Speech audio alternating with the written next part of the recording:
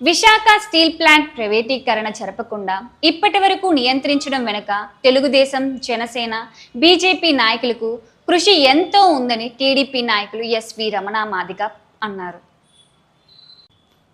ఆంధ్రప్రదేశ్ రాష్ట్ర అధ్యక్షులు పల్లా శ్రీనివాస్ ప్రమాణ స్వీకరణ కార్యక్రమంలో రమణ మాదిగ పాల్గొని మాట్లాడారు.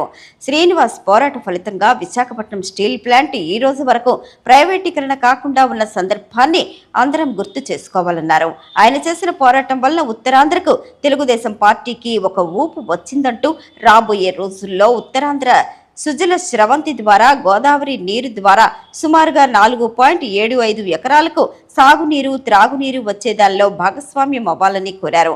డాక్టర్ సుధాకర్ లాంటి సంఘటనలు జరగకుండా ఇప్పటి నుండే చంద్రబాబు నాయుడు పరిపాలనలో రాబోయే రోజుల్లో పాజిటివ్ ఓటు ద్వారా మరలా అధికారంలోనికి రావడానికి అందరం కలిసి కృషి చేయాలని రమణ మాదిగ కోరారు.